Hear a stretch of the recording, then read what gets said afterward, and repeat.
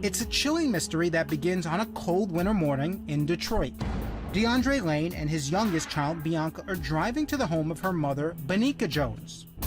DeAndre needs to pick up some more clothes for the toddler to wear while she's temporarily staying with him. He was trying to give me more room to work during the day, so he was keeping her for me for a couple of weeks. But only DeAndre would make it to Bianca's house. He was crying or hysterical or whatever for a long time, just... Bianca's not there, but her mother, Lilia, brother Jerry, and his girlfriend Mary are, and they are horrified by the sight of DeAndre at the door. He would just start blubbering for a long time. Was trying to get more information out of him. Distraught and incoherent, with no car and no Bianca anywhere in sight. He wouldn't answer me. I kept asking him questions. What happened? What's going on? Where's the baby? Where's Bianca? DeAndre, also known as Dre, eventually says he's been carjacked and that the carjackers fled with Bianca still in the back seat. He was just like, they got her. He just kept repeating it. And I'm like, tell me who. I was trying to get more information out of him. Mary calls 911. Hi, my name is Mary, and my niece was just stolen in a vehicle, and her father is really upset. Somebody must have hijacked him or something, and my niece is in the car. Did they use a weapon on him? She was not really talking to me. DeAndre can be heard crying as Mary hands him the phone. You have to talk to me, sweetie. You have to talk to me. I can't help you if you don't talk to me. What kind of car is this? DeAndre can't speak. He's sobbing and moaning. Mary tries to help the operator get information out of him. That she still needs to know what kind of vehicle so they can start looking for it. Dre, come on, sweetheart. Come on. You have to tell me what kind of vehicle it is. DeAndre, or Dre, tries again. Did they have a weapon? Yes. Mary and Jerry then call Bianca's mom, Bianca, to tell her the shocking news. I was just crying on the corner, and I couldn't believe it. Police extract more details about the alleged carjacking from DeAndre after they arrive at the house. So the car pulls up, honking his horn at me, and I hear somebody saying, your back lights are out, your back lights are out. DeAndre tells me in this exclusive Crime Watch Daily telephone interview what he says he told investigators. I pulled over to the side to get out and check and see what was going on with the car. The car that blew the horn at me stopped behind me, and that black male got out, brandishing a firearm, and told me to get the away from the car. I was just remember pleading and asking with him to let me get my daughter out of the car. Let me get my baby out of the car. The guy got in the car, drove off. I tried to run after him. I couldn't keep up with him. And DeAndre tells me a second man drove away in the carjacker's red sedan. Next thing that I remember was me getting to her mother's house. Police quickly find DeAndre's car about a mile from where he says he was carjacked, with a door open and the engine still running. But there's no Bianca in her baby seat. I didn't understand why would they take my daughter? Why? A carjacking now has become a possible kidnapping, a federal crime that brings the FBI into the investigation and the search for Bianca. Please, please, just bring my daughter home. That is all I want. Just please bring my daughter home. The child's mother and her older daughter, Bella, make heartbreaking pleas to Bianca's kidnappers, too. I want my sister back really, really bad.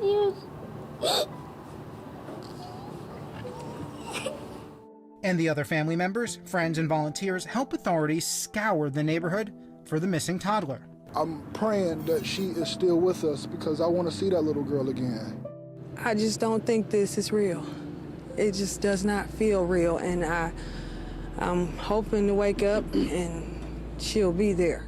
But searchers find no trace of Bianca or her kidnappers. And police think her father is lying. We're going to start at the truth. The carjacking didn't occur. You bought that car there and walked away. Spoken on this for 24 hours, and the thing that you said has not been verified one bit. And Detroit detectives accused DeAndre Lane of lying to them about what happened to his 2-year-old daughter. Initially, we believed you. Yeah, we did. Until the case was investigated, it was like, wait a minute. Investigators had begun to grow suspicious the moment they found DeAndre's allegedly hijacked car abandoned, with no Bianca inside. Most car wreckers, once they find the baby in the car, they take the baby out. They gonna take the baby out, we got the car and run. Right. Before this interrogation, detectives had already learned DeAndre, 32, has a long rap sheet dating back to age 18, when he'd been sentenced to 4 years probation for assault with intent to commit armed robbery. He'd since been arrested numerous times on drugs and firearms charges, with one conviction landing him behind bars for more than 3 years. Now, police have discovered DeAndre has an outstanding warrant for violating a protective order taken out by his ex-wife, and he's held in custody. As far as I'm concerned, the police at that point had really made up their mind that you're our guy and we're going to get you. Detectives accused DeAndre of concocting the carjacking story to cover up the murder of his daughter, Bianca. Nobody jacked you for that car. You walked away from the car and was like, what the happened? What the do I do? What the do I say? But DeAndre insists he's telling the truth. They took my child. This is what happened, and y'all have to understand this. They took my child. I've tried to help as much as I can, but I'm not gonna sit here and let y'all accuse me of something. I didn't do nothing to my baby, man. I didn't do nothing to my child. As detectives continue to grill DeAndre about Bianca's mysterious disappearance, other investigators are looking at every aspect of his life. They want to know about DeAndre. Tell us more about DeAndre. Among those they interview is Bianca's mother, Bianca Jones. They wanted to know about his ex-wife. They wanted to know about his girlfriends. They wanted to know about his house, where he lived, the women he lives with. Investigators discover that, as well as being an ex-con, DeAndre is also a notorious ladies' man, and that Bianca is just one of 7 children he'd fathered with 7 different women. So when you put all of this together, you start to make moral decisions. Which is what DeAndre's attorney, Terry Johnson, claims the police did. You will be forgiven. Just let us know where she is so we can put her at peace. I mean, DeAndre certainly wasn't a choir boy, but that doesn't necessarily make him guilty of killing one of his daughters. I don't think anyone can come forth and tell you what a horrific father he was. In fact, DeAndre is said to have always been a good father in many ways, actively involved in raising and caring for all 7 of his kids. I think if you talk to any of the mothers of his children, none of them had an issue with DeAndre. All of them said he was a great dad. He always tried to be there. He made sure I had whatever I wanted.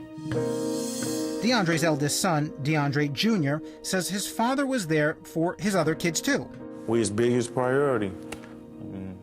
He put us before him. And DeAndre's sister, Shalise, says he was trying to turn his life around, returning to school to study real estate for the sake of his younger kids. At that time, he was in college, focused on taking care of his kids. But DeAndre is known to have been a strict disciplinarian as a parent. He did timeouts, like go stand in the corner for like 30 seconds and come sit down. This is why I did this, now we're fine. DeAndre's live-in fiancée, Angelique Lyons, who has a 4-year-old daughter with him, says he'd sometimes give them a smack as well. You mean what, spanking? Yeah, spanking. And investigators would learn that DeAndre had spanked Bianca the night before she disappeared, paddling her with a homemade padded and taped stick after the 2-year-old wet the bed while DeAndre was trying to potty train her. Where's the asking stick? DeAndre admits he paddled Bianca, but denies detectives' suggestions that he harmed her. How are you saying I abused Bianca? Focus. I didn't abuse my... What the DeAndre's nephew, Trevion, who was 15 at the time, was staying over his uncle's that evening. He says he saw him spank Bianca in the living room. He patted her with the paddle, and then we played around a little bit. He hit me with the paddle, but we was playing, I ain't see it as, odd or nothing. it wasn't physical abuse. Yeah, it wasn't physical abuse. But DeAndre's fiance claims she heard him paddling Bianca in the child's bedroom. So you told investigators what? I told them that I heard a shriek and nothing afterward. Nothing afterward. Mm-hmm. Detectives allege that's because DeAndre had just potty trained Bianca to death. That's the face of a man that says, I up and I don't want to go to prison. At this point, DeAndre is about to lose it. That's the face of a coward who killed a little girl.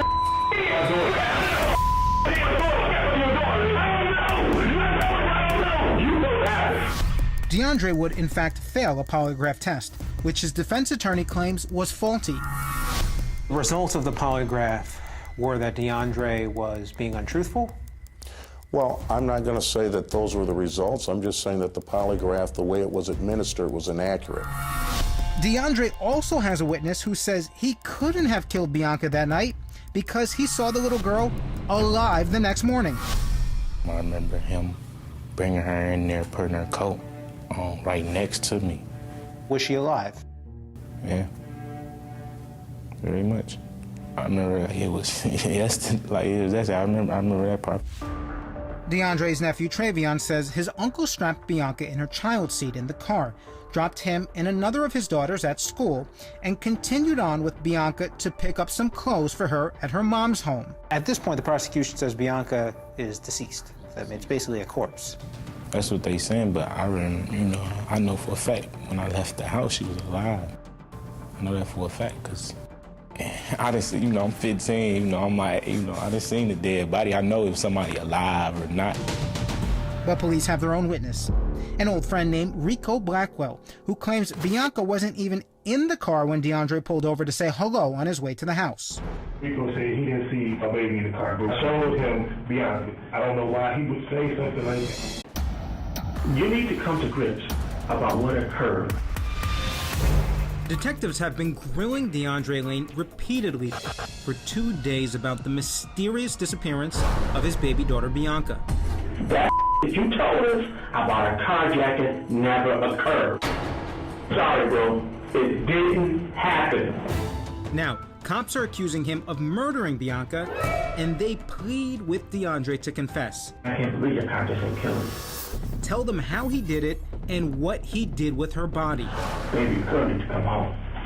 She needs to be buried and have a funeral and put in peace. But DeAndre won't break. I don't want to talk to you no more.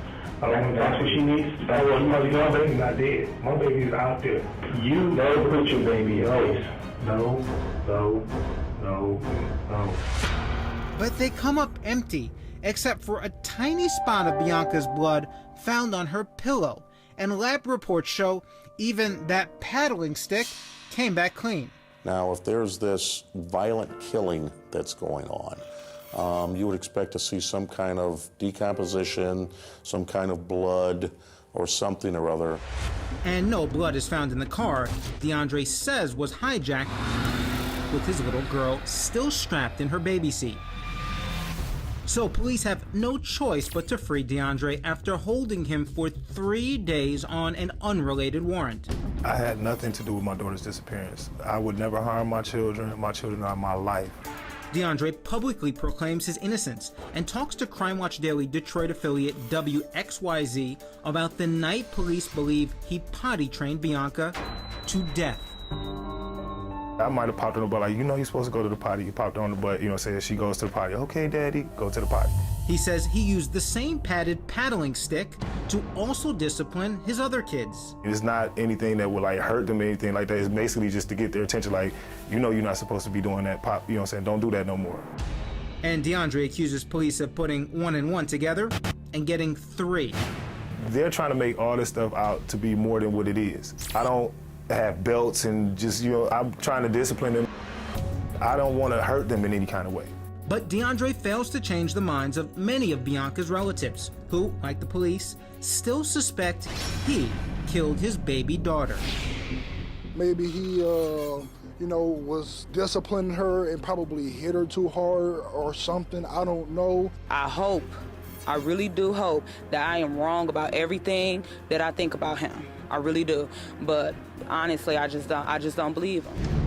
Nor does Nancy Grace when DeAndre and his attorney, Terry Johnson, go on national TV to plead their case. You're using this as an infomercial for you and for your client who claims he doesn't care about himself. Frankly, sir, his story answered those stinks. questions. It stinks to high Get heaven. Ralph It Godby doesn't make on sense, here. and he won't answer any Get Ralph specific Godby. questions. One of the few speaking out in DeAndre's defense is his eldest son, DeAndre Jr. Everybody got negative opinions, you know what I'm saying, about my dad, man. Like I said, they don't know him like I do. Ain't nobody tell me nothing about my father. He not gonna harm none of his children, especially over discipline, you know what I'm saying? He disciplined all us in the right way. But then, a shocking revelation. Police say a cadaver dog has picked up the scent of human decomposition in Bianca's bedroom and on her child car seat. I believe he sat or barked or something like that. DeAndre's attorney, Terry Johnson, dismisses it, claiming it doesn't mean anything because the dog didn't find Bianca's body. And my question was, well, how do you know he didn't have to go to the bathroom? How do you know he wasn't hungry? You know, how do you know he didn't see a female dog that he was attracted to? You know, I don't know. But the cadaver dog hits provide police with enough evidence to finally arrest DeAndre Lane for allegedly beating his daughter Bianca to death. Today we are charging Mr. Lane with first-degree felony murder and 1 count of child abuse in the first degree. At DeAndre's trial, his defense attorney, Terry Johnson, scoffs at the prosecution's case. Well, there's not a crime scene anywhere. They get their star witness who went... One of the defense's star witnesses would be none other than Bianca's mother, Bianca, who stands by her baby's father. When he disciplined Bianca, was that something that caused you to be shocked at the way he disciplined her? No. Okay. Would it be any different than any way you've disciplined her in the past? No. And Bianca surprises the court when she testifies she told police she didn't believe DeAndre killed their daughter. They asked me if I thought he might have had something to do with it. And you don't, do you? No, I don't. In fact, you still support DeAndre, don't you? Absolutely. And you believe that your child is alive and still missing, correct? Absolutely. My daughter's out there. She's out there. But another woman in DeAndre's life would plunge a stake through his heart for the prosecution. Who did you hear crying? Bianca. DeAndre's fiancée, Angeli Lyons, gives devastating testimony about the night he is alleged to have paddled Bianca to death. Was there anything different about the crying you heard that morning? Answer. Yeah, painfully crying like she was really intensely in pain. I don't involve myself in the disciplinary action. But now, the defense is about to drop another bombshell of its own. I kind of looked again. I said, wait a minute.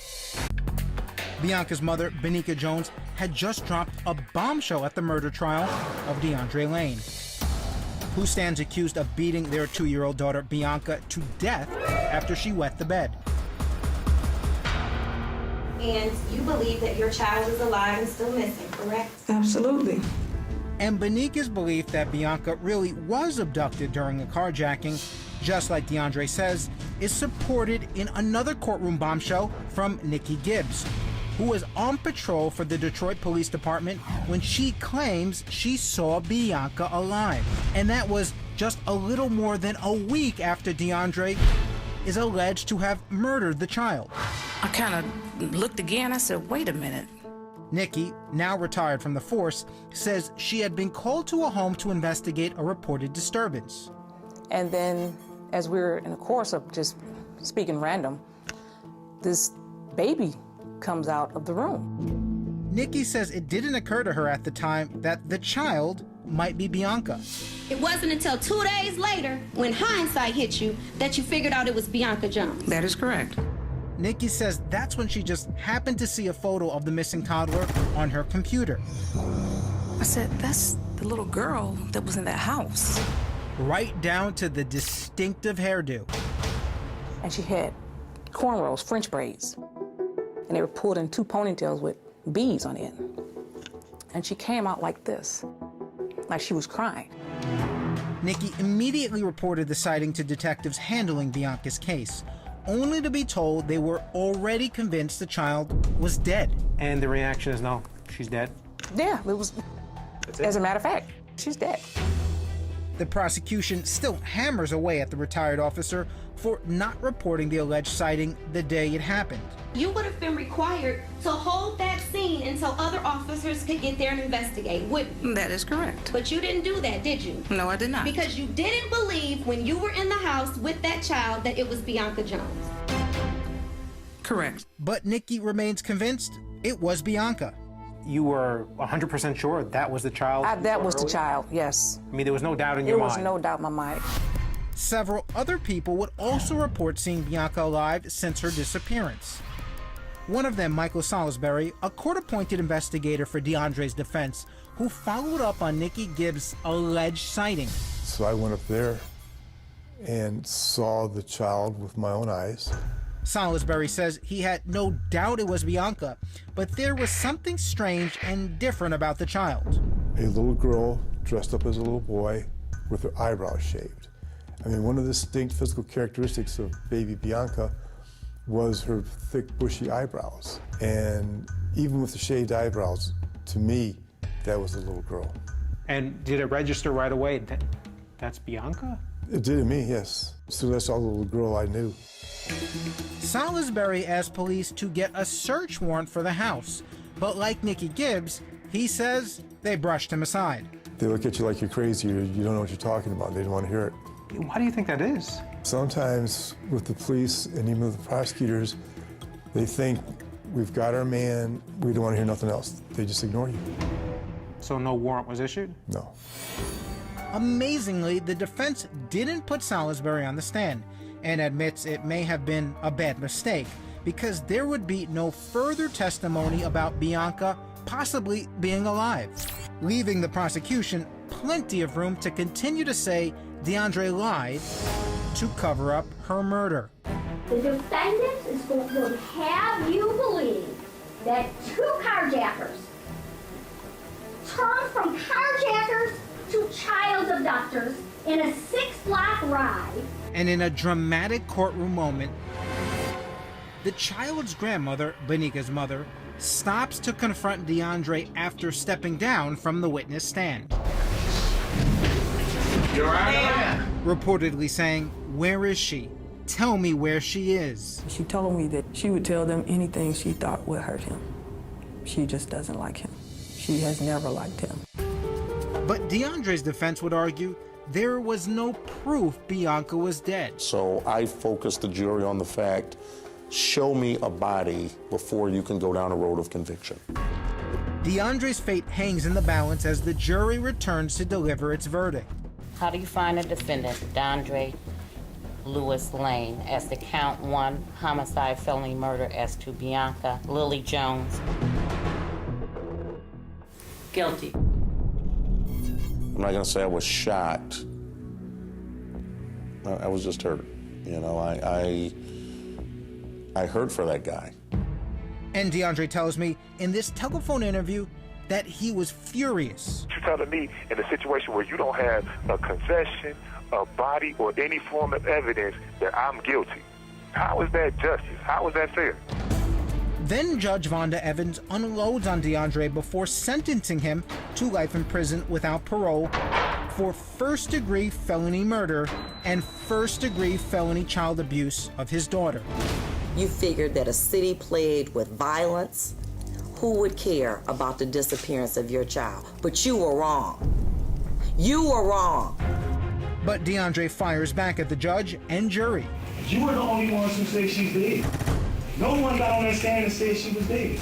No one said they found evidence to prove she was dead. My daughter is alive. She is missing. She will be found. And DeAndre has one parting shot for Judge Evans as he's led away. Judge Evans, you had words for her. I called her a liar. No, you're a liar. Judge Evans is furious. Bring him back out here. And she has the final word. It's very unfortunate that you made that statement, but I'm only going to attribute it to the fact that you're a person that is suffering very deeply. Take him out of here. Take him out. Take him out. But while DeAndre's trial is over, the mystery of what happened to Bianca only grows deeper and darker. My daughter's murderer, quote unquote, has been convicted, but she's not even legally dead. Now DeAndre's defense attorney claims that since the trial, he's uncovered explosive new information that could help find baby Bianca, exonerate her father, and expose the real villains behind the child's disappearance. I firmly believe today Bianca's alive. I believe that this is part of some kind of huge plan to frame my client. Terry Johnson says the information he's discovered explains those reported sightings of Bianca alive and well at this house. I said, that's the little girl that was in that house. One of the alleged sightings made by retired cop Nikki Gibbs during an unrelated call to the house when she was still with the Detroit Police Department. And another by Michael Salisbury, a court-appointed investigator for DeAndre's defense team. So that's all the little girl I knew. That was her. Now Johnson claims he's made a staggering discovery about the owner of that house, Patrice Hall. But I found out that Patrice Hall was actually related, or is related, to Bianca Jones, the mother of Bianca. Johnson says the alleged information could have changed the outcome of DeAndre's trial. We had no idea at the time that these two were related or had any kind of connection. He says Patrice Hall should have revealed the alleged information when his defense team interviewed her. I would even have been okay if Miss Hall would have come forth at that time and said, you know, listen, I'm related. It's such a coincidence, right? I don't think it's a coincidence. We went to the house in the hope of talking to Patrice Hall, only to learn she no longer owns it, and we are still trying to locate her. But I did ask Bianca about Johnson's claim that she and Patrice have family ties. He actually told us that Patrice Hall is somehow related to you. I don't know how. I don't even know if anybody in my family named Hall. I don't know this Patrice. Is he making that up? Maybe she knows somebody that I know, that a cousin, but I don't know her. But Bianca says she does know the name of Patrice Hall from those reported sightings of Bianca at her house. And she says she even staked out the Hall house herself, hoping to find Bianca. I tried to see if I could recognize her, but I didn't. I just saw people coming in and out of a house. I never saw my daughter.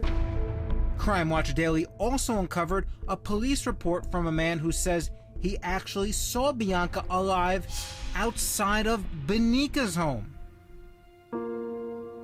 I wish I would have been there. If she was really there, I wish I had been there, because I have not seen my daughter since her birthday. And I don't know what happened to her. And Terry Johnson makes a serious allegation. If it's found out, or I should say when it's found that Bianca's alive, it would not surprise me if Bianca Jones had something to do with this. Bianca firmly denies she was anyway involved in her daughter's disappearance. Well, his office also believes that I set my daughter up. They think I did it. They told me that they believe I took my daughter and I'm hiding her to punish DeAndre. And if I would produce her, it would help their client. It's a suggestion, DeAndre says, is too painful for him to even consider. I don't want to believe that, because I would want to think that, you know what I'm saying, the person who I loved, who I had a child with, who, you know what I'm saying, I've known for these years, would want to do something to hurt me like that. But those who are suspicious of Bianca say one motive may have been jealousy, that Bianca could have been angry that DeAndre planned to marry his live-in fiancée, Angelique Lyons, the mother of another of his children. And Bianca scoffs at that too. He's a serial cheater. You're dating a serial cheater. Oh, I really want that. We broke up for a reason, because he's a terrible boyfriend. So no, I'm not jealous that you get to have the terrible boyfriend. You can have the terrible boyfriend. But Angelique says she felt Bianca resented her. She would throw like daggers, bring up old stuff that they did before, I guess to try to make me jealous or something. Angelique also reveals that Bianca was still having sex with DeAndre, and astoundingly, with her too. Literally, at the same time, in the same bed. Threesomes? Yeah. Yep, we did. I don't know what that has to do with my daughter, but yeah, we had a threesome. Angelique says it happened more than once. We did the threesome with her maybe 2 or 3 times, and that was it. Angelique says it appeared to irk Bianca. Did you get the sense that Bianca wanted DeAndre all to herself? Oh, absolutely. And there's something else. He got you both pregnant at the same time? Mm-hmm. Same night? No. She was already very much pregnant when I met her. Despite suggestions that Bianca might have framed DeAndre for the murder of their daughter Bianca out of jealousy and vengeance, she is the one who has steadfastly proclaimed from day one that she believes he is innocent, while it was Angelique's testimony that helped get him convicted. Do you feel partly responsible for putting the father of your child away in prison for the rest of his life? Yes. DeAndre tells me by phone from prison that he was stunned and hurt by Angelique's testimony. She let her fear get the best of her, and she said some things that weren't necessarily true and some things that were taken out of context. But now, here on Crime Watch Daily, Angelique recants that testimony. Well, just to be 100% clear, did you lie under oath? I didn't tell the full truth. Angelique had told the court that after hearing Bianca scream, the child suddenly fell silent. And what is the full truth? The full truth is that Bianca was answering questions after her spanking. You didn't mention this to investigators, even though you were under oath, and why was that?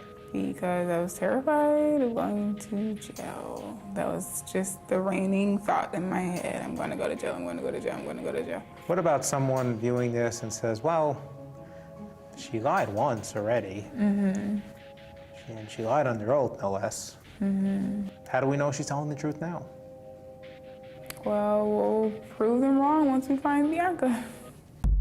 DeAndre has already lost an appeal of his conviction, but his defense attorney, Terry Johnson, says there's still hope.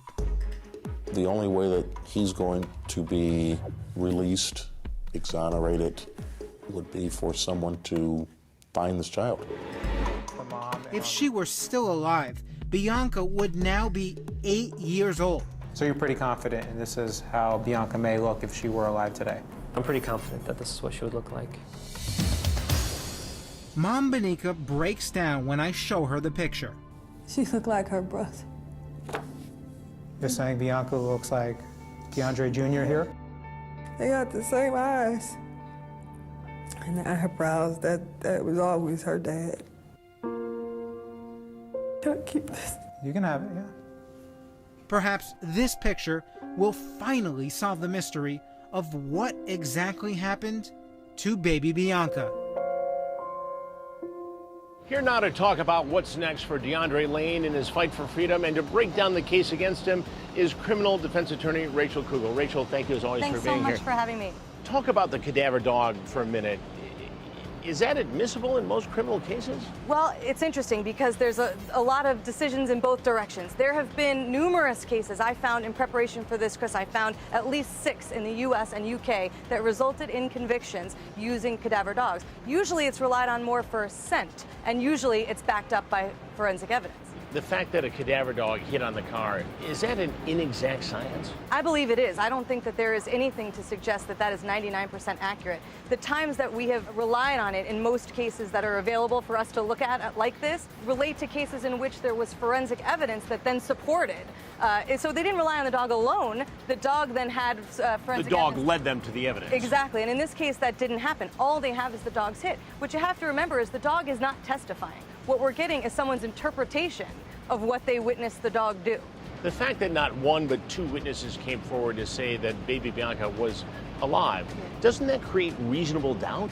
Yeah, I mean, it does to me, certainly. Reasonable doubt, though, is ultimately a question for the jury.